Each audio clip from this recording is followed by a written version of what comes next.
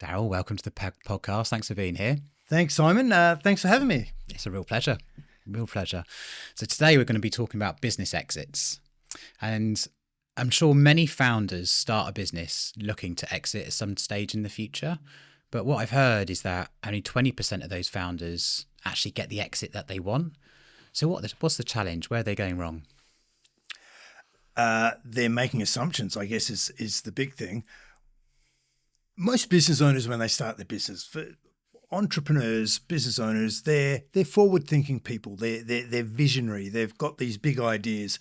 So when they start their business, they're not thinking about the exit. They, apart from maybe one day I might exit with a bucket full of cash, but they're not doing anything about it. They're just assuming that as they grow their business, that it's like selling a house or selling a car, a physical asset that someone will just come along and offer them that big bucket of cash.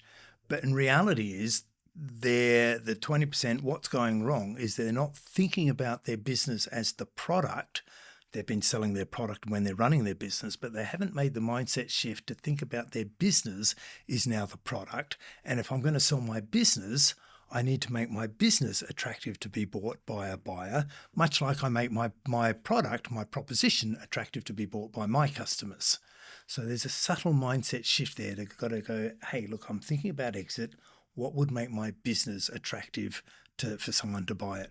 And how long before the exit should somebody be thinking about the exit? Because I can imagine the founder, maybe that, there's, like I said, there's probably a dream to exit, even at the beginning, of thinking, we're going to build this business in one day. But then, 10 years later, maybe the founder's thinking about it. How long should they be preparing for it? It's a great question, Simon, because I've asked it many times myself of all sorts of people who help people prepare to be exit ready from one perspective or another, whether it be the legal side, the accounting, the tax, the structures. And they all say you need to be thinking about your exit when you start your business. And this is especially so if you're a tech startup and you're getting funding, you should be going, hey, look, when you're pitching to the funder, you're going, this is our exit strategy, because they want to know how they're going to get a return on their exit. So there's the best case scenario. Theoretically, when you start your business, start the second best time today. Why? Because if you start making that transition from thinking about revenue and profit growth and growing, as we all do, is growing our business. We think, how do we improve the profit? But if you're getting exit ready, or if you've got an exit focus or exit thinking, I don't know, we've probably got a good term we can coin today. But if we're thinking of an exit, we'd make that mindset shift from just thinking about profit growth to thinking about valuation growth. And the subtle difference is how do I build all of the assets in my business? How do I remove the risks from a buyer's perspective? Because the value that they'll put on your business is a combination of, well, what is the profit, but also is what is the risk to that profit? And that's what I mean by valuation thinking, because then you start thinking about how do I get rid of all of those risks that just make it an easy deal, a no-brainer deal to want to buy my business. Interesting. I'm thinking about where to go. So let's start from the very beginning, and we'll go into some of the challenges you've talked about just there. If someone's setting up a business today, doesn't matter what type of business, Let's just say they're starting up a business today. What are the things that they should be thinking about or could be thinking about at the very beginning on the outset? And then we'll talk about what happens later on in the business once you're, in scale up or wherever. But as the startup, what sort of structures, what are you talking about? What's really important to get right at the very beginning? That's a really good way to think about this. So if you start your business from day one and you're thinking about, hey, what will my exit strategy be? You can go, look, do I want to list this on an exchange? Do I want to list this on the and make it a public company? Or do I want to sell it to family and friends? There's two extremes, if you like.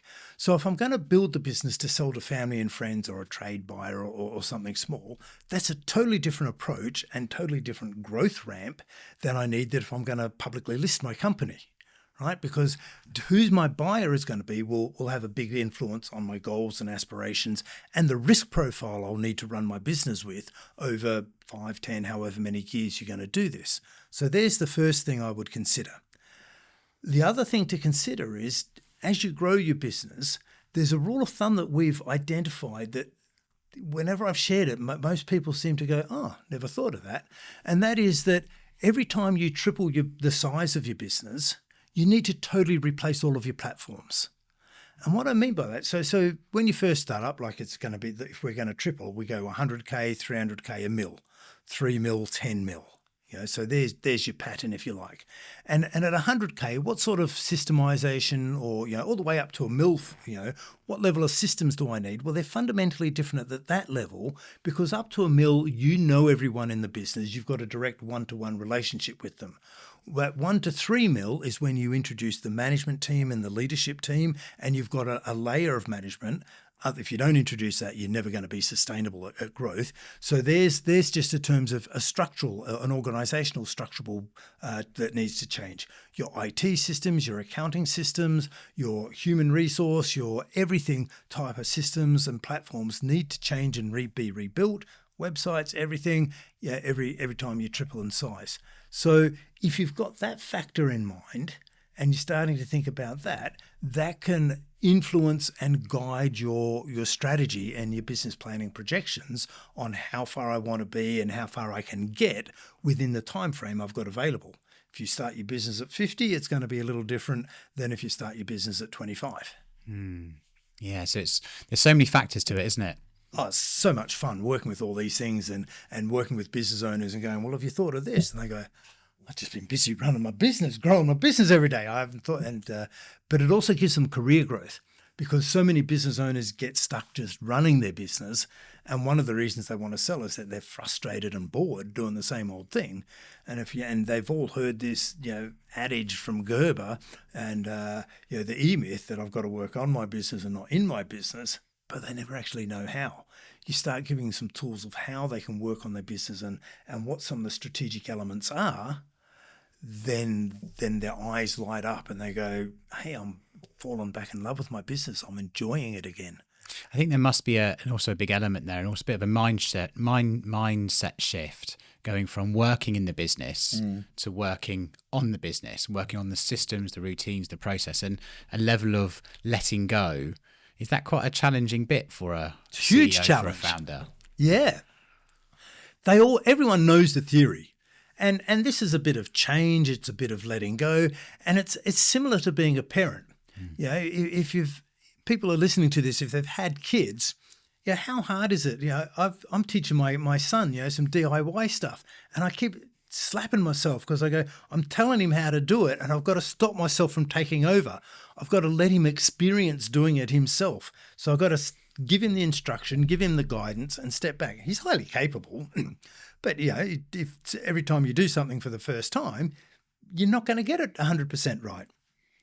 And it's not too different running a business. And especially entrepreneurs, they're very passionate about the way things are done. And we get a lot of feedback. They go, it'd be a great business if only I could get the right people. And why don't my employees think and act like me as the owner? And I go, well, they're not owners, they're employees.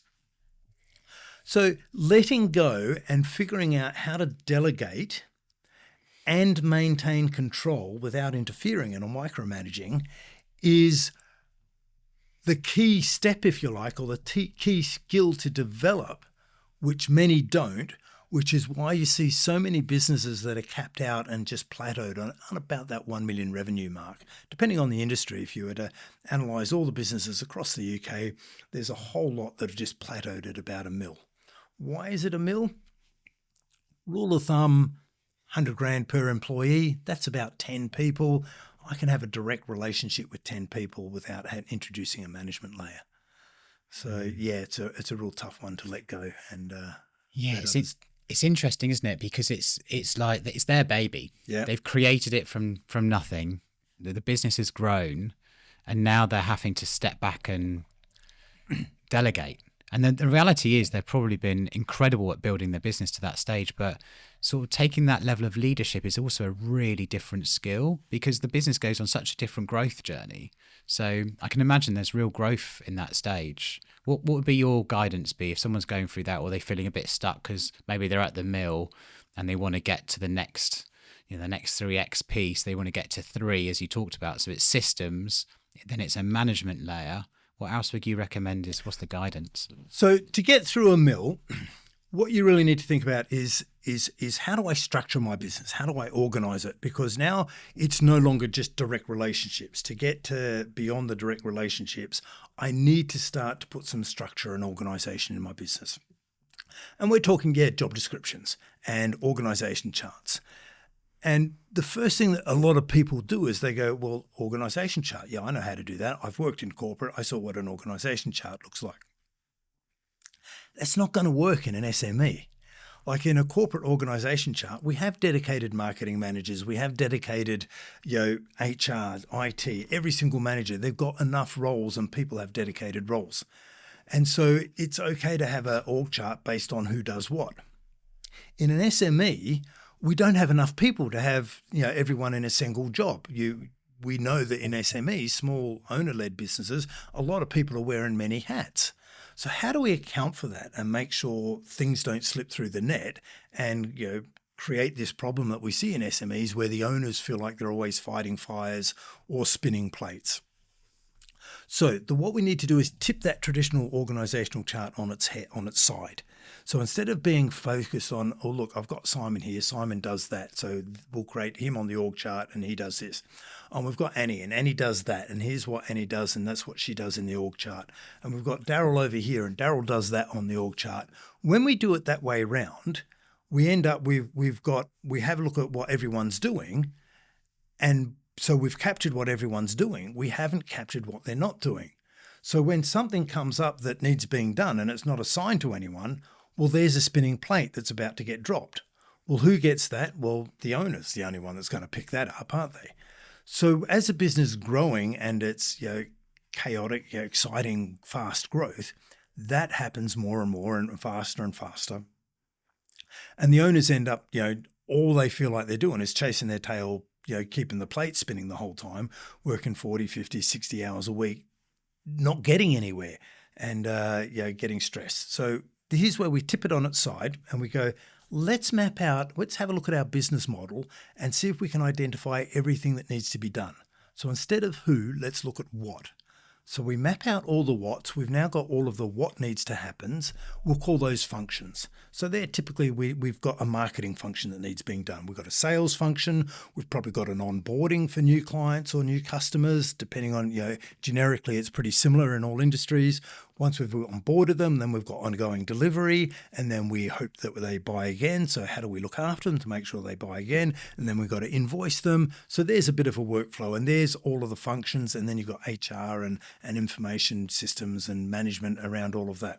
So we've identified all the what's, and we might have, let's say 10 what's, but we've only got 3 managers. Which is often the case, right? And so we just go, okay, well, Simon does these 3 because that kind of fits him, right? And I know it's not what you're normally doing, Simon, but someone needs to do it. Can you do these? And let's agree what doing this means in our business at this stage of our business. And we'll give Darryl that and Annie that and whoever else, and we'll allocate. And that way we make sure that everything that needs to be done gets done. And now we know nothing's slipping through the net. Now, when Darryl gets busy or Simon gets busy, we go, okay, so let's look on our functional chart, and let's call it a functional chart instead of an org chart, just so we've got some clarity. We go, right, well, Simon's doing these 3 things. Well, let's take this one off him. The chart doesn't change. All we're doing is, because we've now got Simon's name instead of 3 places, we just take his name off one of those places and we bring someone else in. And so, because we've already mapped everything, there's nothing new to be done. It's just how much everything gets done. So there's the first thing we need to do, is get a grip of what happens in our business and assign it so everyone knows what's expected of them, agree how it's going to be done. And that's where the owners can interfere, I'll say, for the first time and micromanage for the first time to design how it's going to be done. This is the way we need to get it done, and then train the person or the people to do it the way they want it to be done. Now, that's the first part of systems thinking. The next part is to make sure we've got some reporting or monitoring systems in place to give us that assurance that when I say this is how things are done around here, I'm getting the feedback and the monitoring telling me that it needs to be done. So when I've got that scheduling, that structural piece in place and the feedback, the monitoring in place, that's the fundamentals that I need to manage the growth beyond that first 1 mil to that 3 mil mark. And that'll take you all the way up to 10 or 20 mil, that structure. It's interesting because I think one of the big things, if I think about the buyer, what they'll be looking for is that team, that founding team that, are going to exit the business, who have equity. I imagine they're going to be looking for them to be doing as minimal things as possible, because they don't want to take on those tasks. They want the CEO, the founder, not to be doing those things. So it's interesting because the CEO is heavily involved, or the founder is heavily involved at around 1 million. But you're saying as you get to like 3 to 10, etc., it's almost about management layers, functional roles, and then almost taking you out of the business. So you're involved with strategic decisions, those types of things, but not involved in the day-to-day task. 100%. Such a huge growth, such a huge change, isn't it? It is. Total mindset changed. Exactly. And when you talk about it like that, it sounds like one big leap that I have to make. And that's scary. And it's, oh my God, I'll never get that far in my business. So let's break it down. What we tend to think of when we think about business ownership is we bundle everything together, and I go, well, I'm just a business owner and these are just all of my things I need to do and the hats I need to wear. But let's just unbundle it. There's 3 areas of, let's call it ownership, or 3 areas of benefit of owning a business. The first one is obviously I own the business. Well, what does that mean? Well, it means you own the shares in the company, and that means you're responsible for funding it, which we need to be reminded of. But not theoretically, hopefully it also means I'm getting capital growth. Those shares are being worth more, and I'll get some dividends as a benefit of owning those shares. But commercially, that's the only benefit of being a shareholder. There's the responsibility and the benefit.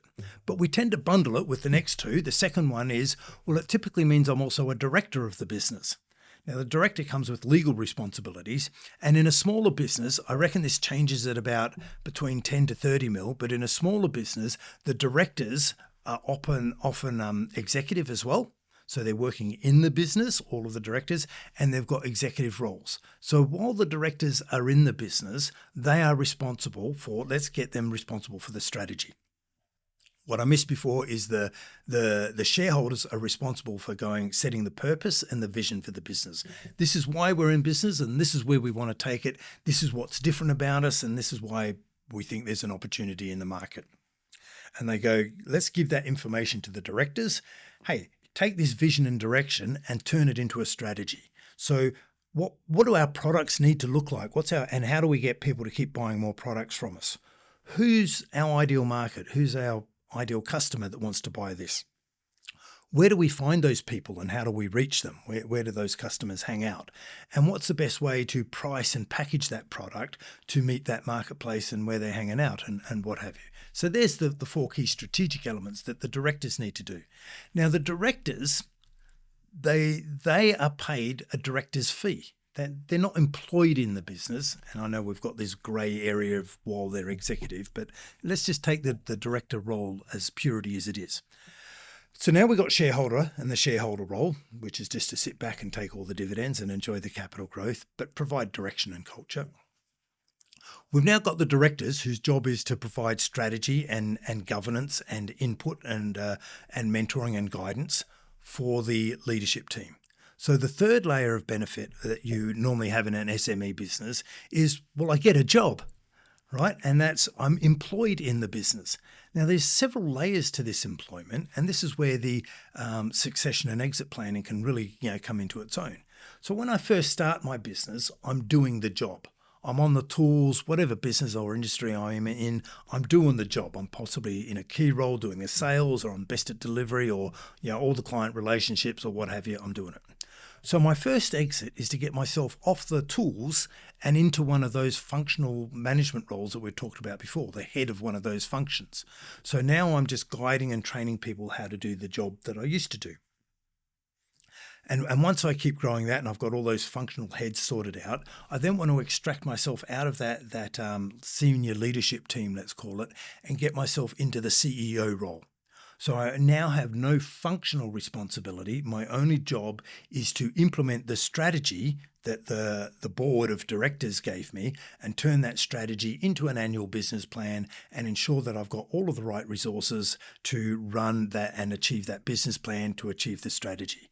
And now, so there's my let's call it my 3 layers. I'm on the tools, I'm doing the work, I'm in the leadership team, or I'm a CEO. They're my 3 layers of being employed in the business. So there's your first 3 exits, if you like. I exit off the tools, exit out of the leadership team, and then I exit out of the CEO role. So I appoint a CEO.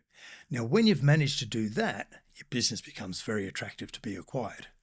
And once you get into that, you extract yourself out of that CEO role, then you ideally want to be like just on the board. You want to be on the chairman of the board role. You've got all of that history and that knowledge. So the other directors, you may have non-executive directors and independent directors working with you to bring all of their network and contacts and expertise to help scale the business.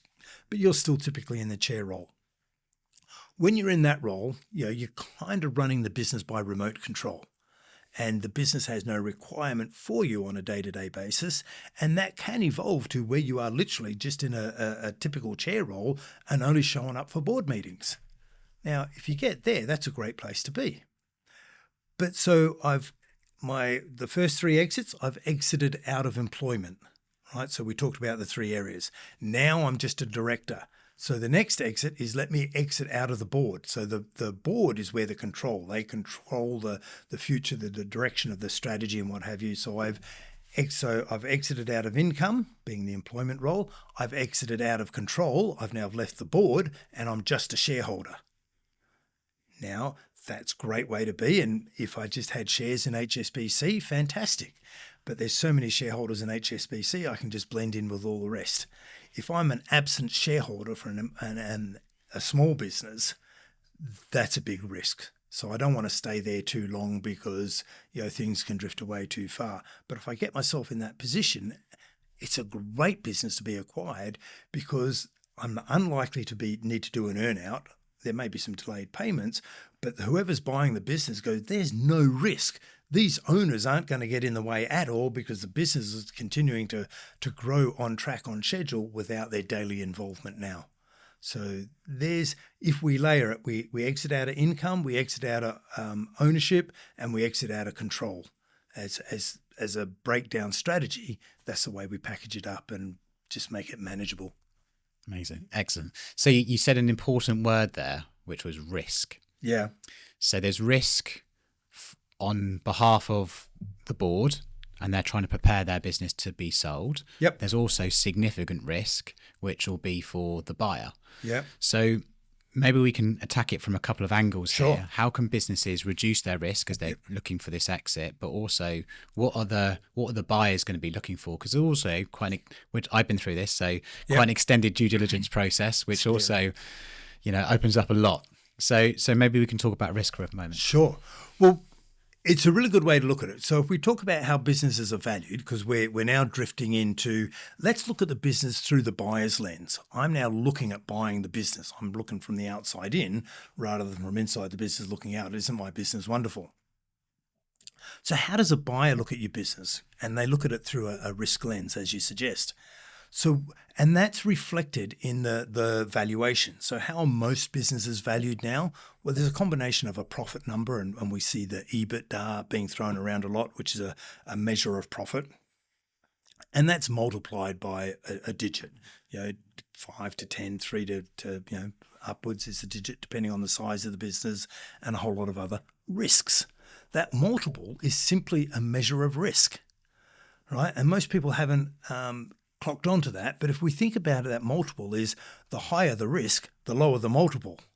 And what is it that buyers are buying? They want to buy, they're looking at your business and they're going, hey, look, fantastic. I can look at the last 5 years' financials and I can see you've been growing at 20% a year. That's fantastic. What's the likelihood of that business continuing to grow at 20% a year under new ownership? That's the risk question they're asking. So they're going, let me have a look at the business and let me dig in and let me understand what I'm buying, because I really want to be sure that what I'm buying, I want to understand the risk of that revenue pattern continuing. So first one is it doesn't need the owners involved. So we've got the owners out there. They're sitting on the board being the chairman or chairperson. Fantastic. Okay, now we want to have that leadership and management team. So if we've got 3 years, ideally, of that leadership and that senior leadership team running the business, so what's the best case scenario? That they've got some sort of business planning process. They could be running to EOS or any other management system and process, which means that they've gone and identified a business plan for the year. They've set good targets and they've demonstrated and got a proven track record of achieving that business plan year in, year out. And it wasn't just luck. And they did that with minimal guidance and input from the owners. So if we've got the management team doing that with not much input, and we've got great reporting and information systems in place, i.e. saying, here's the business plan and here's our tracking against the business plan month in, month out, that shows that it wasn't just a fluke. And if we've got all those records in place, it's pretty hard to make up those records and backfill those records. I know some people do it, but it's pretty hard to backfill them accurately and get a good picture. And people who are buying businesses, hopefully at a successful stage, have bought one or two before, and they're pretty good at finding the cover up, shall we say, and they can see through things. So we want documented processes of board minutes and agreements and strategies, and then evidence of those things have been followed through and implemented. We want to see the culture. So one of the things we're going to look at if we're buying the business is how do people stay? Like, what's your revenue pattern? Okay, we've got it. So there's 7 layers. If we want to look at from the whole picture of how a buyer will look at the business, they'll go, what are the things that I'm going to value? Revenue pattern. Are they selling a widget, a thing, and then having to go and sell another one and then another one? Or have they got some sort of contract or secure revenue? What's the revenue pattern? Fantastic. Right, now let's look at the people and the culture that look after that revenue pattern. Are they trained? What's the culture? Do they like being there? Are they employees for long term? Do the employees stick around and grow and take the organisation and accelerate it forward? Are they treated like commodities? Do they behave like commodities, the employees? Or are they working towards building a bigger, stronger business? Are they all pointed in the same direction and aligned and driving the business forward? What's the culture and the employees and their training and their skills and their attitude like? Great. Next one. How systemized is it? Are they all doing things the same way? Is it consistent, predictable, reliable? Or is every team doing things their own way within their culture? What's that culture like and their process like? Right, we've now got systemized. What about IP and product? Are people coming to the business, are they buying the product because they can get that product from that business? Or are they coming to the business because Simon works there?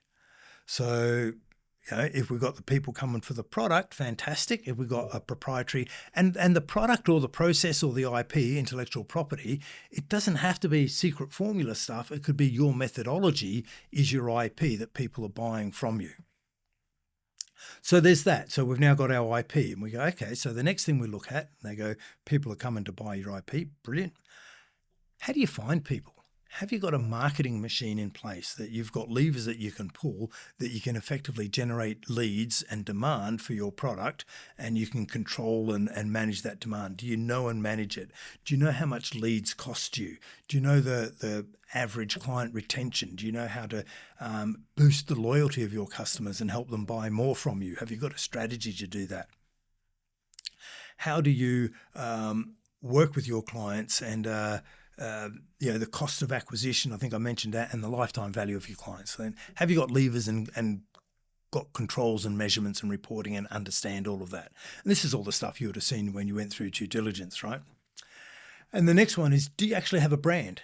And a lot of small businesses think about brand and it's, they've got a logo, but I'm talking about a brand where customers come, I know that brand, I'm familiar with Acme, and we come to the brand rather than you chasing the clients. The clients are coming to you. So you've got a brand, and then the next one that they're looking for is this business unit. Is it plug and play? Can I replicate this whole business? Have I got the whole infrastructure there that I can just lift it up and basically create another one and start it elsewhere? Or can I plug it into my business as a standalone? How much input, involvement, integration will be required to align, merge this business into mine. I think Gerber called it the franchise prototype. I like that language. But yeah, they're the 7, or yeah, there are other layers as well, like governance and financials, but they're the 7 intangible asset areas that buyers will look at and go, I like this business. There's value there. It's strategically aligned to mine. I'll pay a higher multiple for that because it's worth more to me. Yeah, there's so many areas there I want to dig into, if that's all right. It's a great That's why answer. we're here. So here's right. So one of those areas. So we'll talk about revenue. Revenue is relatively easy to kind of prove and say this is what it is. These are the contracts. These are the customers. It's all documented and it's written down. There's contracts coming in and out. You can see it, and it's in our accounting system. So that's kind of an easier. It's very factual. The revenue is the revenue, etc. When you're talking about things like culture, how do you prove that? Obviously, you can look at tenure, but how can you prove the culture? So I'm just thinking about if I'm trying to exit the business, trying to sell it. How do you prove some of those things? What does that look like when you're trying to propose? This is the business, and things like culture, and you talked about some other things there. Obviously, IP is slightly different as well, but culture is a really interesting one of how do you prove it? Culture is totally intangible, right? Yeah, yeah. And a lot of people have spent a lot of time trying to figure out culture. And when you search Google, you'll find all sorts of conflicting ideas. But at its lowest common denominator, culture is just what behaviors we accept in this business and what behaviors we reject. What's accepted and rejected, and what's the default? How do we behave? It's just behaviors. So how do people behave in terms of the values? And values is the best way that we can think of to try and describe culture. And you see all these organizations that got values up on the wall, and you go, great, what are the values? And most people can't even recite them. So if they can't describe their culture, values is the only way I can think of to describe the culture, then you go, how conscious is it? So one way to do it, I think Simon Sinek talks about this. He says, well, let's go to the, who's not the team player. I think he says, who's the arsehole in the team is his language. And you may need to cut that out. I don't know. But say whatever you like. And Simon, and immediately people go, that person. And it could be, I was on the phone call earlier with a colleague, and she was telling me about the person who was the buyer in the organization and jumps up and down and rants and the owner of the business. And in SMEs, we're often reluctant to let people go. And this person was just creating havoc and creating, thought that they had some sort of, right, and, the boss will never let me go. But the reality is that she's in a really vulnerable position from a purely commercial perspective, but for whatever reason, culturally, the owner wasn't willing to let them go. How do you measure culture? The best example that comes to mind that I've found as a simple, really easy, no friction method, I observed in an accounting practice, believe it or not.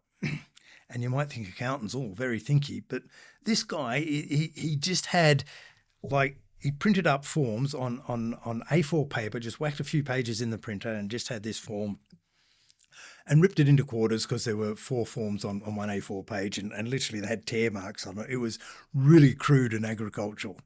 And it was basically, he got everyone to fill out this form, one question on every week, and hand it back to him. And the question was something like, how do you feel about your work this week? Or how do you feel about working here this week?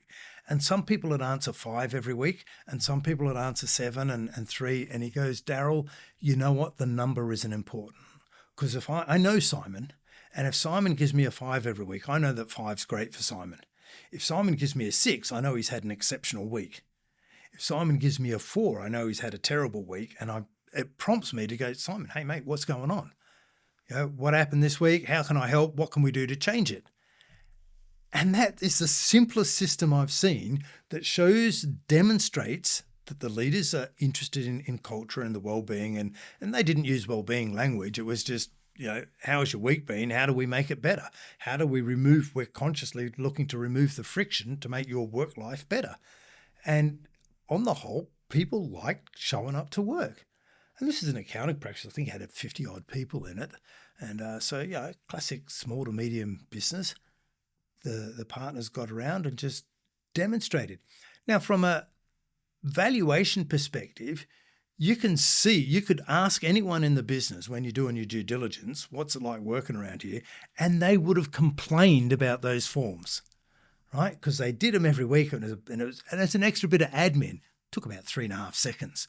But you know what I mean? We like to have a whinge. And it wouldn't be a strong complaint, but they talk about the forms, and they'd be communicating immediately that we have a measure in place that we measure and monitor culture. And, well, okay, you have these forms every week. What happens with them? Well, the bosses react and respond to the forms. That's all you need to know, right? Like that's the sort of work environment you want to be in. If there's a problem, the boss will fix it. And there's a measure in place to check so that you don't have to go and complain. You're invited to flag or indicate. Brilliant system. Yeah, the reason I asked that question, and it's a great answer, so thank you for sharing. I got there in the end. Yeah, is that I've been in business for 20 years or so, and yet I am yet to work in a business that is working perfectly and harmoniously, and the culture is wonderful. Great culture. I've worked with some really great cultures and some not so great as well. And it's an interesting from a perspective of someone coming in and going, all right, well, what's it going to be like? Because the risk on their side is we acquire this business and suddenly I have 30% of the business leave because something wasn't structurally right. Now some people have got an exit, some people have had some shares, they've moved on. And I'd see that the people part of the exit is a really big part, and retention is keeping people in their roles, providing they're happy. And sometimes, like, retention's a great measure, and it's a good indication of the culture. Could also be an indication of poor management, unwilling to do anything about it. So it's just part of the picture, right? And we've got to be aware of that when we're having a look. But it's definitely a measure that I would take. It's worth noting that most people aren't aware that they can consciously drive or steer their culture. They often think that culture is just what it is, and therefore, if we're looking to improve the culture, well, let's have socials and let's go and have a barbecue and spend some money and type of stuff. It's more to it than that. It's going, what's fundamentally different about our business? And we've got to move away from honesty, integrity, professionalism. They're nonsense words. Like, they're given. They're an expected. If you said to me, Darryl, I'm running a legal practice, we're lawyers, would you expect us to be professional? Yeah. Would I expect you to be capable? Yeah. Would I expect you to tell me the truth? Yeah. Then don't waste those on your values. They're expected. The values are the three things that are unique or different about what influences your behavioral style. And depending on when you set them, but they are absolutely a reflection of the leaders or the founders of the business. And I know that a lot of people like to get everyone involved in determining values, but they just don't change. Because at the end of the day, in a small to medium business where the owners are still present in the business every day, no matter what they say, it's what they do that drives the culture. And if they're saying one thing and behaving in another way, there's some incongruence there, and it's you're not got a strong culture. But if they say we believe in these three values and everyone knows the three values and they recruit on those three values, and everyone's not measured, but we've got some guidelines in place to go, here's how I would run the business this way. You go, well, instead of micromanaging, I can go, well, use your best endeavor, make your best judgment. I trust you. I know you're aligned to the values. I know you're trying to achieve and you understand what we're trying to achieve in the business and what's different about us and how we want to look after clients. Use your best judgment. And you go, and if people know that they're not going to get their butt kicked because they use their best judgment, they know they're going to be backed up, and you're going to have a strong culture. I always think a lot about psychological safety when you're talking about that. Is that in the team that I work with and I lead, is that I think psychological safety is a really important point, because I want them to feel in control and also to be able to share everything that they need to share. And we talk openly, honestly, all those sorts of things, but it's always taking us towards growth is always the kind of the key metric. But that psychological safety is a really important point, which you've kind of just shared. Yeah, if you can if you speak up in meetings and potentially criticize the boss or question or challenge the boss, how's that going to be received? Is that going to be welcomed and we're challenging the ideas, or is there sensitivities and fragile egos in place that are going to get threatened by that? And what's our self-confidence like? So fundamental. If we want to grow the business and have a dynamic work environment, we need to have an environment where that can happen. We've got psychological safety. We can challenge the status quo. We can bring up ideas and go, hey, I'm on the coalface here. This ain't working. We're trying to drill a coal mine with drill bits, or they're blunting real quick, or they're breaking real quick. We need to change this. We can't be effective. We can't achieve the targets you've set for us up in that ivory tower. This is the problem we're having down here on the coalface. We need to be able to speak up, because at the end of the day, if we want everyone to win. Mm. We're not in Victorian era anymore, where we're just employing hands. We're employing people, and we want them to think, and we want their whole engagement and involvement. Excellent. So interesting so far. So I appreciate all of your insights. So let's get to a really exciting part, which is the valuation. Yep. What are the factors that are driving the valuation? No doubt people, CEO, founder of the business is thinking about, right, ready for exit. How is this going to be perceived by the market? What's the valuation? Yep. When do I get to go sit on a beach, and for how long for? There are some things you can control in valuation and some things you can't. Mm. So let's knock out the easy ones first. So sometimes there's going to be timing in the market. You're going to get lucky or unlucky with timing in the market, and that can influence valuation. There are going to be things about your industry that are going to influence your valuation. Not a lot you can do about that. Size will influence valuation. The bigger you are, the less risk you are. So, if you've got 2.5 EBITDA profit, that's an inflection point where it's kind of a level of risk is removed, and a valuation, a notch on the multiplier will go up just by virtue of size. So there's an influence. The other things are the things, record keeping. Have you got good record keeping? Have you got finances? Does it demonstrate that you're in control of the business, and can you demonstrate that things are happening deliberately, consistent, reliably, type of thing?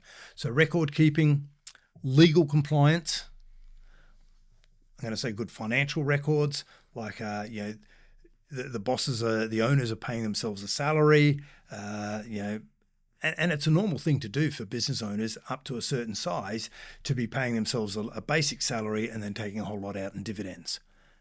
But we need nice, clean financials and looking forward. Financials will always be adjusted for evaluation. There might have been a legal cost last year for some reason. That can be adjusted out.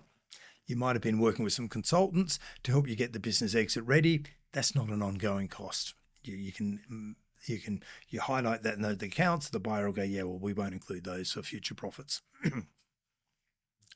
But then the things that start looking at influencing revenue, the things we touched on before, the revenue.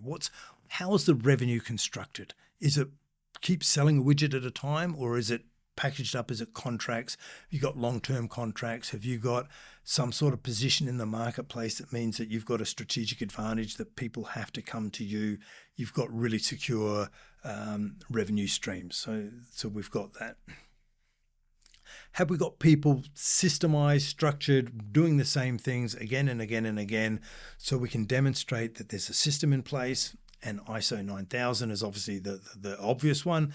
But I've worked in an environment in my engineering career where we were looking for ISO 9000, but we weren't really that pedantic on it. If the business could demonstrate they had a system in place that assured us that everyone was doing things the same way consistently and reliably, and they're measuring and monitoring that system, we were happy with that. It didn't have to be ISO certified. So that's what we talk about when the business is systemized, and systemization is just people doing the same things the same way, reliably, and improving it when it needs to be improved. If you're a service-based business, if you can demonstrate that people are buying your product, your methodology, your solution, rather than your time or the people performing the process, that's a gold mine. If you can demonstrate that, and you've got people coming to your business to buy your solution or methodology, that's what you're aiming for. That's the gold standard. Too many business owners in service-based businesses still believe that people buy people, and that you can't get out of that. Well, if you're selling people, well, of course they'll buy people. If you're selling time and your experience and your knowledge, and you go, I've done this a million times before, I know, trust me, I know what I'm doing. Well, that's great, but then I'm buying the person, and that might be exactly what I want for brain surgery. But if I'm buying a process that helps me with my marketing, that helps me restructure my business, helps me get ready for exit, I want to know that they've got a methodology, and that if person A gets hit by a bus, that person B can come in and replace them straight away, because you've got all the systems and methodologies and you're following a process.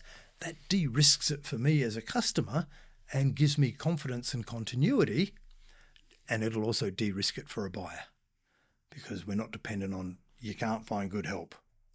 What we're looking for is good leadership. So there's the other one. And then once we're at a decent size, then we're starting to go, have we got a brand, a real reputation in the market? Is the business known in the marketplace? And do they have some positioning power in the marketplace? There are a couple of examples of things that will really influence your valuation. And we can tidy up your financials and get good financial reporting and governance and all of that in place. Textbook stuff, good. What I'm looking for is the intangibles, the things that not everyone's thinking about, to really crank up your valuation. And when we're looking at multiples, like what are the dependencies on there? So I'm thinking about a few businesses. So one business that I was part of, but I was certainly not part of the leadership team. It was a very large organisation. We were about just under 2 billion in revenue. I think we sold to SAP for 11 point something billion. It was a crazy it was totally over. It was 20% over the stock price, because I think it was a strategic purchase by SAP. So I think so that's also one example as well, where you're a strategic purchase and someone particularly wants your business, your assets, which will also drive. Now I was thinking a lot about that acquisition many years ago now, was that it was a strategic purchase, and my understanding was it was based on revenue, not necessarily EBITDA. But is there that was a number of years ago, nearly 10 years ago now. So has there been a shift in the market? Because a lot of SaaS, I'm from the SaaS industry, so a lot of the SaaS businesses were being given multiples based on revenue because of reoccurring revenue. But I've seen also a lot in the press, Thoma Bravo are also part of this as well, where they're now valuing businesses, even SaaS businesses, based on profit.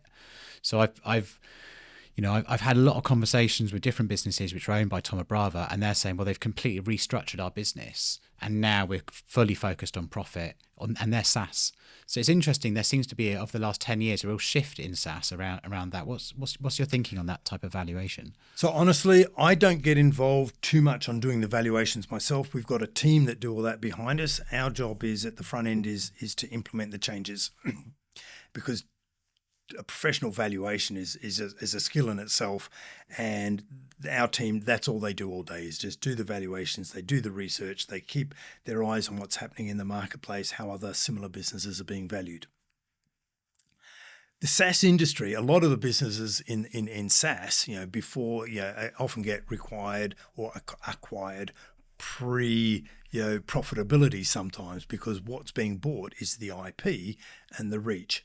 And these businesses are great and highly attractive because they can generate revenue with minimal labor force, so they can be highly profitable.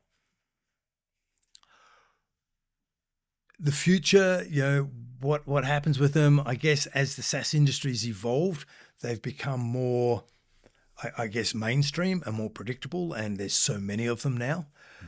What I do now on valuations is smaller businesses tend to get valued on a measure of revenue, whereas once you get up to that, several million in revenue, you become more of an established business. You've grown out of that lifestyle, owner-dependent business size. Once you've got out of that and you've got a proper management team in place, you're now an established business. The valuation moves to a valuation of the EBITDA Because why? Because buyers are looking to, that's the easier way to make comparisons, I'm guessing. Interesting. So yeah, that's the best I can give you on the valuation on the SaaS side of things. As SaaS, they need to, all the fundamental principles still apply, but that's the best I can give you there on that side. Okay, so let's go to the actual exit itself. Yep. So the business they've been in business for 10 years. They've had your support guidance, and now they're ready to go to market. That was an interesting experience which I went through as well. What does that now look like? So you're going to go to market. Maybe who are you going to use? What additional support would you have, and how are you going to approach buyers? So what does that whole look like? Yep. So our role is we get them attractive so they can be bought as Succession Plus, and we make sure the business, the catchphrase we use, make sure the business is exit ready when the owners are ready to exit, and the business is in such a state that the numbers and the valuation are going to work for the owners, because business owners always have an aspirational valuation, especially in that small mid-market end. What do they need to do going to prepare? So what we would help them do is find the right, investment, banker, M&A consultant, broker, depending on the size of the business. And what we find is, let's find one that's got experience in your industry. Because when it comes to selling your business, if you've got someone with industry experience, they've got connections in your industry. So if you're going down the trade buyer route, fantastic. These people have got contacts. They can make some inquiries. People will take their calls without doing too much work and without disclosing too much about who we're talking about, because we don't want the marketplace to be aware of that you are going to exit, because people get scared and they'll have security issues around their business, their job, and what have you. So we want to keep it on the down low. We need to, so we've got just our senior leadership team involved and aware of what's going on, and we want to start preparing all of the documents and information, gathering all of the information that we can collate that would show an interested party that this business is run. Everything we say, when we said this is our business and this is everything that's fantastic about our business, and we're doing this and we're doing this and here's everything we're doing and it's wonderful and here's the growth path we're on. When you go into you're looking to start doing a deal, you want to get all the evidence you can that supports those things that you just said. If you haven't got evidence to support that valuation is going to come down real quick. So it's touching on the things we've already discussed today. It's the reports, the regular reports, whether they be board reports, management reports that have showed budget and goals and tracking against goals and showing how you've achieved those goals and how you've taken remedial action or other action. If you're going ahead of your goals, what have you done to make some adjustments and turn things up or down and all the evidence to show that you're in control. Now, some people talk about getting a data room in place, and when you are at that final stage, you want a data room. When you're just in the preparation, getting ready stage, we talk about a green room, and we take the green room from TV and what have you, and it's where do we keep all of our data and the list of data that we've got that we will have, and where does it sit now? Because when we're in an operational phase, we don't want to secure it off into a hive where it's all together. We want it in an operational space so that it can be used and updated and maintained.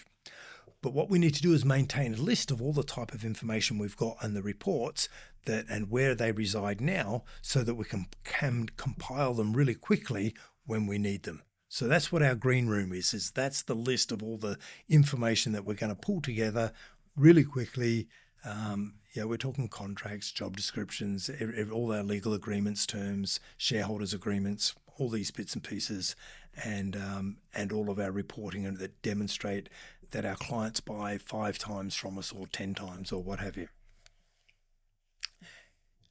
Is that the answer we're looking for? Yeah, because I'm thinking about like they're going to market. You mentioned investment bankers and American term. Yeah, well, yeah, investment bankers or someone who, or you said an M&A expert to help someone sort of prepare that last bit. Maybe you can talk me through the actual piece of going through that transaction. In my experience, when what do we have? 12 buyers, 12 buyers who then got some basic information about the business. Yeah. They would have had the name, who it is because it was a trade. Yeah. Actually, they're funny enough, interesting. There was some PE and some VC in that. And then that was quickly whittled down to a list of about 5 or so. And then there were presentations. They were some of the most interesting presentations. What's that like for the businesses exiting?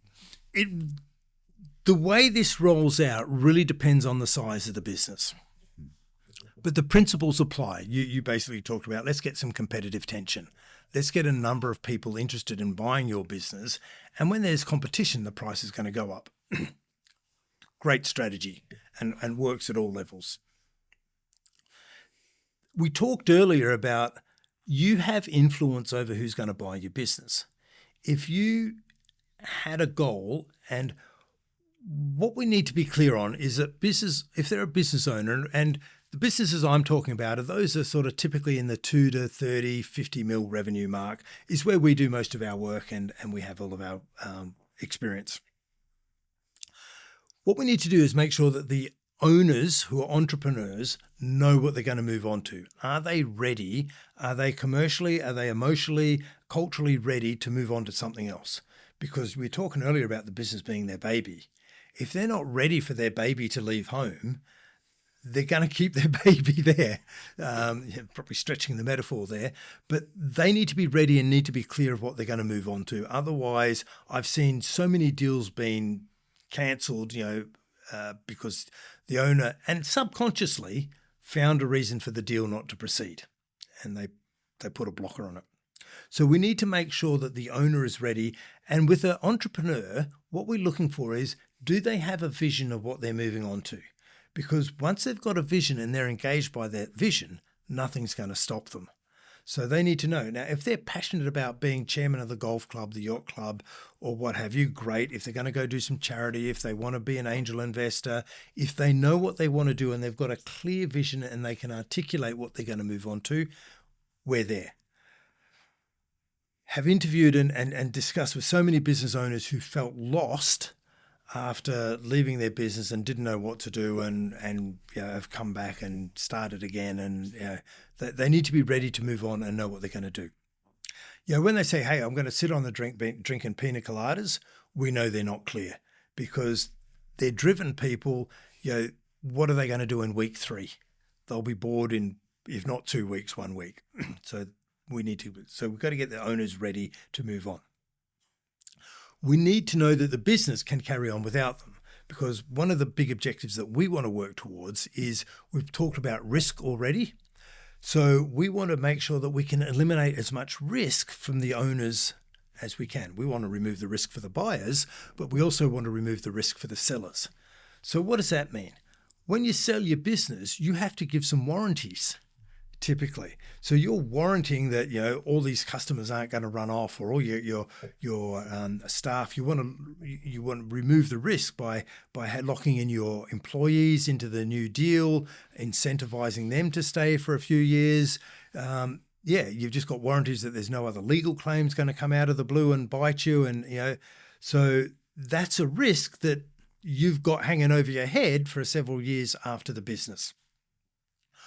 The other big risk is an earn-out risk, and that's when the seller thinks the business is worth more than the buyer is willing to pay, but they'll say, we can structure some sort of deal where if you hang around for a couple of years and keep working in the business and achieve some commercial results, then we'll pay you a bit more for it. The problem with earn-outs is that they're usually really loosely defined and they very rarely work out. And there's several reasons why they don't work out. And one of them is, the goalposts get moved. So the new owners who now own the business own the goalposts, and they can move them around and deploy them to where they see they're most needed. So in other words, they could take some marketing resources away from you, or just anything. And it can be on purpose or innocent, but they now own the business and they can do what they need to do for their strategic objectives. So there's a risk that if you've got an earn-out, you've got a massive risk. The other big risk to owners on an earnout is that you're used to calling the shots yourself. You've been running the business, you've owned the business for many years, now you're working for someone else. And you're working for someone else the final 2-3 years of your life, and many can't make that transition. They struggle working with someone looking after their baby, babysitting for them, married their kid or what have you, and they've got a view. You're doing it wrong, and they don't have any influence because it's their business. So a lot of owners fail or struggle to complete an earnout, and they'll leave before it's completed. And when they do that, they'll leave a whole lot of money on the table. So that's another risk we want to mitigate as much as we can. So all these things we've talked about already are the things that mitigate the risk of an earnout. So there's a risk, something that we want to reduce on the execution. So depending on the size of your business will determine who you're likely to sell to, but smaller business can still be acquired strategically. And if I've mentioned accounting practices, but it doesn't matter, but it can be any type of industry, and you've got a really good reputation in your marketplace, your niche in the UK, for example, and you've got a good position and you're known well nationwide. It's not unusual for international companies to come in and go, well, look, we want to get started in that industry in the UK. Our global strategies, we want to get involved in the UK. We can either build from scratch or we can buy.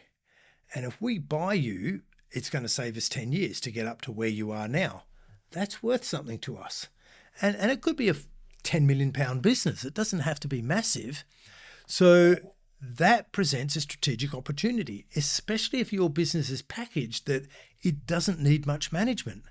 If it can be standalone and they can buy your business and you just keep going and they go, great, well, now we've got a footprint in the UK. All we need to do is change the brand, or we might do that over time. Oh, and we can now run all of our products through your business. So you're a distribution route to market for us to put all of our additional products through. That's a tremendous opportunity for us. And a £10 million business can be a £50 million business really quickly, just by that type of acquisition. So you don't have to be a massive corporate player to be attractive as a strategic acquisition. But if your business isn't sophisticated, and all I mean by that is all the things we've been talking about earlier in terms of, are they buying the people or are they buying your process? Do you have a brand in the marketplace? What's your pricing and packaging? Have you got a good management team? If your business isn't sophisticated, you're likely to be smaller and you're not sophisticated, you're likely to just be attractive to a trade buyer, i.e. a competitor that just says, well, I'll just buy up a few more clients. And they're not going to pay a whole lot. They're just going to go, well, I can wait for you to go out of business and I'll just steal your clients and approach them directly. Or, I can just do a deal and I'll buy the clients from you effectively. So they're not buying all of your infrastructure, all of your systems, all of your brand, your processes. They're just buying your client base to get some growth by acquisition. And they're not going to pay anywhere near as much as a strategic buyer. So there's some of the factors that come into play, without going, I haven't touched on, and I think this was the intent of your question, I haven't touched on what's it going to feel like going through the process? And it's going to feel like you've been put through the ringer. They don't believe me. They don't trust me. I've been building this business for 15 years.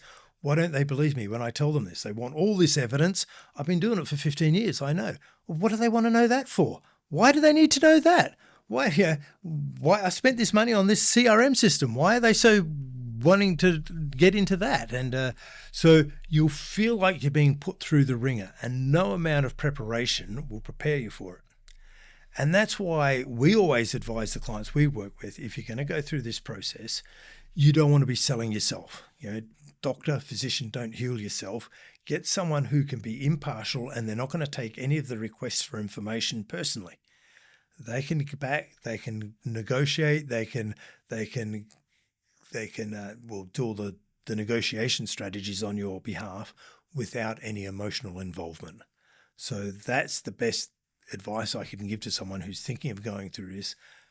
I have my own podcast, so I hope that's okay to mention that here. Please. And the purpose of my podcast is I interview lots of people who get involved in this process. And after about 150 episodes, if I could summarize all of the advice and feedback that I've got, it's surround yourself with people who have done this a stack of times. It'll cost you a fortune, but they will save you more than they cost you. They will get you more money because they're not emotionally involved. They will know how to negotiate. They will put the deal together, and they'll avoid all of the gotchas, the traps that will see you leaving money on the table.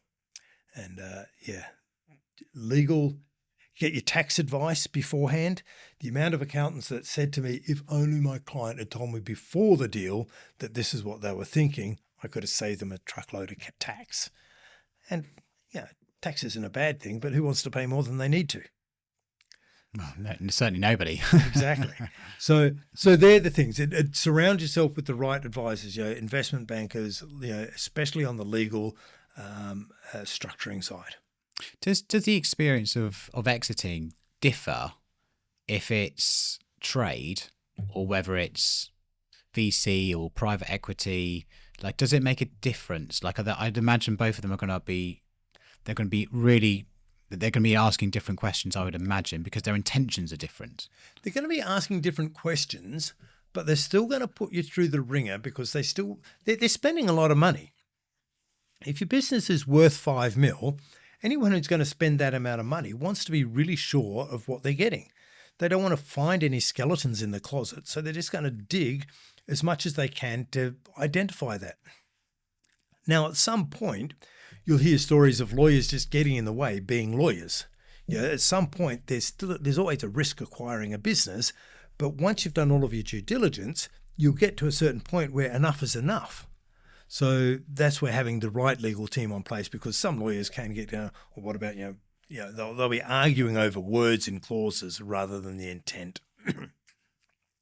So, I think if they've got a deal team together and they're bigger than you, typically is more often than not the case, they'll be looking to, they'll have an experienced deal team, and they're just looking to uncover risks. And that's all they want to know. It's not personal and not trusting you as the business owner.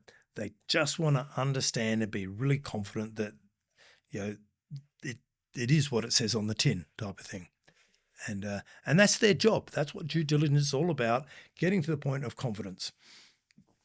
If you've prepared your business well in advance and you've been thinking about your business from a valuation perspective, looking at it through a buyer's lens, you'll already have a lot of this stuff in place. Now, if you've got, whenever they ask a question and they go, hey, have you got some information on this? You go, here you go. Have you got some information on this? Here you go. And there's no friction. That just gives them confidence that this is a well-prepared and well-run business, and it'll give them confidence to proceed with the deal quicker. If they go, we need some information on this, and you go, just a sec, I'll get my CFO to prepare it. Okay, 3 weeks later, thanks. Okay, I need some information on this. Hang on, I'll just get my CFO to prepare it. They'll go, hang on a sec. Are these guys really in control of their business? Do they really know all about their business? If they haven't got that information available, what else don't they have? We need to do a bit more digging to find out. And that'll means the whole process will take a whole lot longer, and it'll feel a whole lot more painful, and the deal momentum will slow down. And all of the most experienced advisors tell us that the more that slows down, the more likely it is to stall.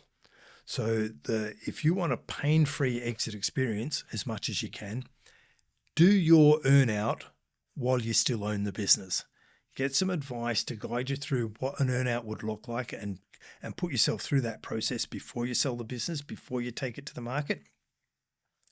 That's going to put your business really attractive to be acquired. If you get all the other components right, the things that are outside your control, you'll have low deal friction, and I've heard of deals that are happening in 3 to 6 months for significantly sized businesses. I've heard of them taking well over 12 as well, because they weren't prepared, and the 3 to 6 month ones got premium price because they were attractive and there was no friction. Interesting. So interesting. You said an interesting thing earlier about sort of the mindset of the seller and what's their plan, what's their exit plan, what are they going to do next? How do you kind of like check in with them on kind of what their plan is? Because like you said, if the plan is to go off and sit on a beach for a couple of weeks, we all know that's no plan. By week 2, 3, whatever, these are successful people, they're motivated. And as much as that sounds great, that's not the thing. It won't be the thing long term. So like what sort of things are you doing to work with those owners, CEOs, founders, etc., to kind of go like, well, what is the plan? Where are you going to go next? So if you exit for X, what's next? What are you going to do? We literally have conversations with them where we dig down. What are your goals and aspirations with the exit? Why now? When? What do you want to do next? What does a good exit look like to you? What's important? Some people want to maximize the valuation. Some people want to look after their employees. Some want to leave a legacy. Every owner's, once you ask the next question, they've got some goals and aspirations that they want to achieve. Some have got a number in mind that they think the business is worth, that they would never sell it for less than that number. Well, okay, let's get a valuation now and just see how close you are to that number and see if that's realistic. And if it is, great. If it's not, what do we have to do to make it realistic? What does your business need to look like to make that realistic? So, yeah, look, we literally just sit down and have those deep conversations and challenge the answers they've come up with and go, why is that important? Why is that important? What do you want to do with that? Why? And get clear about the timing. It could be that they're ready to step down gracefully and they're going, I just want to hand it over. I want to leave it in the best hands. And I'm happy to be involved and gradually step down over the next 5 years. Great. There's a bit of a plan. Others go, hey, look, we've been doing it for 15 years. We've had a hell of a ride so far, but let's see what we can do with this baby. Let's go all in. Let's get everyone involved, crank it up, giddy up, and see if we can sell it to a PE or to a big player as a strategic acquisition. Some totally miss the boat and just fade away and evaporate, through the lack of planning. But there are many exits that you might argue are successful or not. But yeah, you need to know what the owner's going to move on to next. And the only way you get there is by asking questions and challenging. And sometimes you need to bring in outside experts, and sometimes you can pin it down fairly quickly with our the tools. And we've got a methodology that we follow to ask all the right questions and dig in, and why is that number important, etc., and why is that timing important? What happens next? Yeah, it's interesting, isn't it? Because it's really about what are they going to do next? They've already been fully invested into this business, and you're going to have. So I imagine some people want the freedom, and some people want money. Those two can come together. Some people just might have got to the stage of wanting less responsibility. So it's interesting of kind of what actually they want next. It is, and employee ownership is gaining more popularity, especially a full EOT, employee ownership trust. And there are opportunities to sell your business to your employees without them taking the risk. It is a strategy, and some business owners go, look, these are the guys, these are the people that help me get to the business to where it is. We wouldn't be as successful if it weren't for those guys. And we're really protective of our culture. What we've built is something special. It is unique in the marketplace. We're really proud of it. And we don't want that to be lost if we were to sell it to anyone else. So how do we do that? Well, we go, well, there are ways to sell it to the employees. It might take a bit longer, but it doesn't mean you have to sell it for less. You'll get your valuation, but you gradually hand it over to the team over the years as a win-win scenario in that case. Turn it into John Lewis, for example. We've got to find out what's important to the owners to help them get the exit, what they consider to be a successful exit, and what looks good for them. What's funny is actually we've almost ended on where we could have started, because it's where we start the process. Yeah, that's where you start the process, where you have conversations around, okay, you're thinking of exiting. What does that look like? What are you going to do next? Look, it's a really big story, and it's fascinating, Simon, to dig into it. And as we have over the I don't know how long we've been here, probably an hour or so. But every business owner starts their business, and they've got this dream. Well, most of them have this dream that they're going to exit this day and get the most from their life's work. And unfortunately, only about 20% of business owners that take their business to market get that successful exit. And of those 20%, half of them end up with an earnout that we discussed earlier, and mentioned that about half earnouts fail. So that's closer to 10% of business owners actually really get that successful exit. So what should be the pinnacle of their career, getting the most from their life's work, feels like a messy divorce. And the reason why we're here having this conversation, sharing the story today, is because what my goal and aspiration is to share with business owners that this is, and you already talked about the difficulty and the gut-wrenching experience of going through an exit and feeling like your soul's exposed, and you weren't even the primary owner. So that's intensified for the owners. So we want business owners to know that there's a potential problem coming up. And if you act now, you can mitigate that risk for yourself and you will be able to get the most from your life's work. If you do nothing because you're not feeling any pain or any symptoms today that problem is going to pop up, if you do nothing today, you're going to be in the 80%, or there's a higher chance that you'll be in that 80%. You might be fortunate that you've built a business that's big enough that you will get something for it. But why just settle for something? You're an entrepreneur. I know you want to do the best you can. The earlier you start preparing and start thinking about the valuation of your business, the better off you're going to be, the easier your exit journey will be. Just thinking about those numbers you've just shared there. So I'm going to share a stat, which I believe is correct, but so I've understood 96% of startups fail within 10 years. So, Yeah. So 96% of businesses that have just started up will likely fail in 10 years. So your business has got a 4% chance of still being around in 10 years' time. And now what you're sharing is of those businesses, the ones that have survived that already, only 10% of those owners actually get the exit that they want. Yep. So you're talking about minuscule numbers who actually have the dream, get all the way through to existing for 10 years and then get the exit. Because if you believe social media and Instagram and everything else, everyone starts a business and we grow it and we exit and it's that. My experience has been nothing like that. And also people that I know, it's been nothing like that as well. So it's really interesting to kind of get a reality view on it. What do you think about those numbers in terms of how marginal it is? You've brought us on. You've reminded me. I started out in consulting with SME business owners in 2000. And my background before that, mechanical engineer. So I did the switch and learned. And the research I was doing back then when I was switching and learning and doing marketing to SMEs was that most businesses fail in the first year. It's like about 80%, I Wow. don't remember exactly. But a significant amount don't make it in the first year. Those that carry on don't make it past 5 and 10. So by the time they get to 10 years, it's like 95% fail. I'm not surprised by that at all.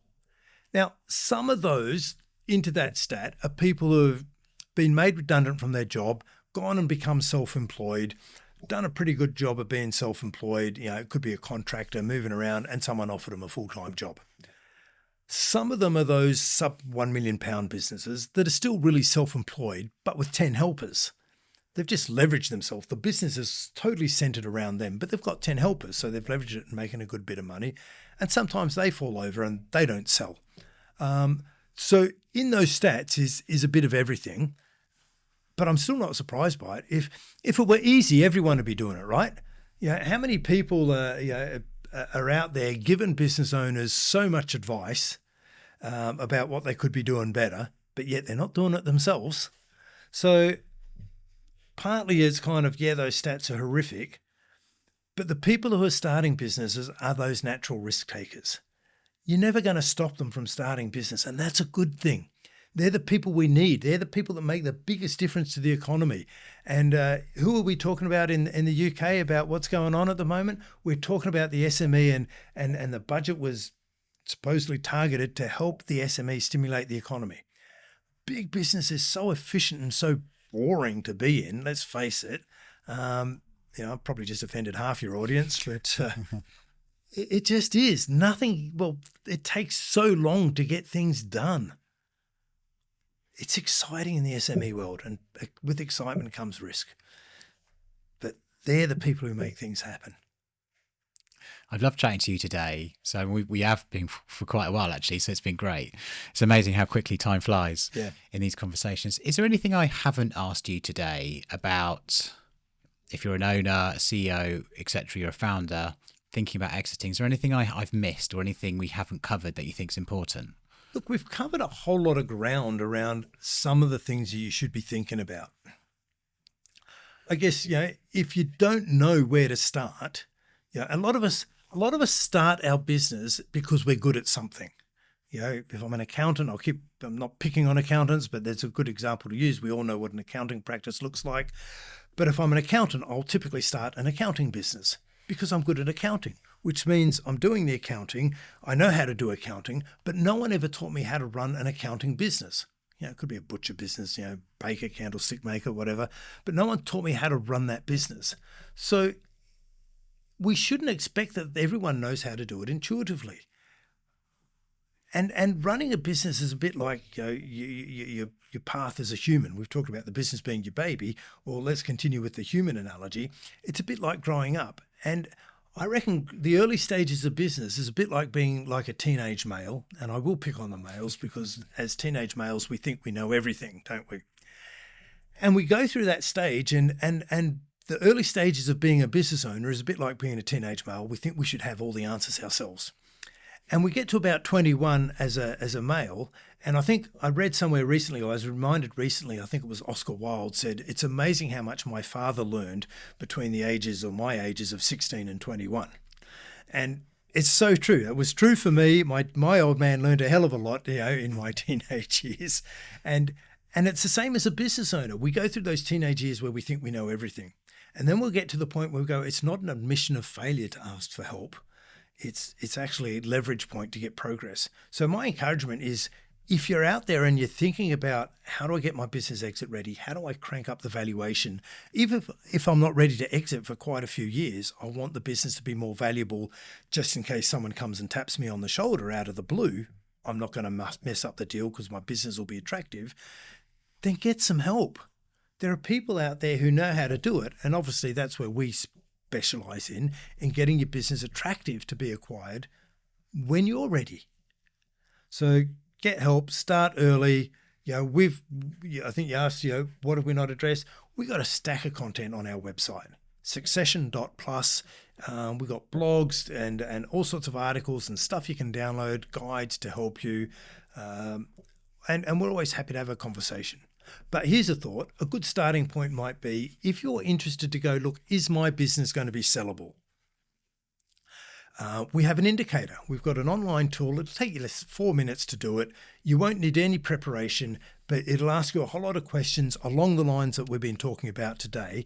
And it'll give you a score in those three brackets, those three categories we've been talking about. Are you exit ready? Is your business exit ready? And are you going to be in a position to negotiate a deal where the numbers work for you? And we'll score you in those three areas and give you an overall score. So that's probably the best place to get started if you're starting to think about this. And we can, there's a link on our website, on the front of our website, or I guess we can put the link in the show notes or something like that. Absolutely. So we certainly share that as part of the show notes. And also your business partner, I think, has created a 21-step challenge as well to exit like a boss. Yep. Craig West is the founder of Succession Plus. So Succession Plus has been going in Australia for a whole lot longer than the UK. Craig's a good mate of mine. You may have picked my accent. But he's documented that the methodology, we've talked about methodologies, the methodology we use for exit planning is 21 steps. And we've got the book and more than happy to send your listeners a copy of the book, make a hard copy available that you've got there. Just a quick and easy book to read. We've got a video YouTube version as well if you prefer that. But it just talks you through each of the 21 things that you need to happen to give you the best possible chance to exit on your terms. Amazing. Thank you so much for your time today. It's been a great conversation. Thanks, Simon. I've really enjoyed catching up with you. Thank you.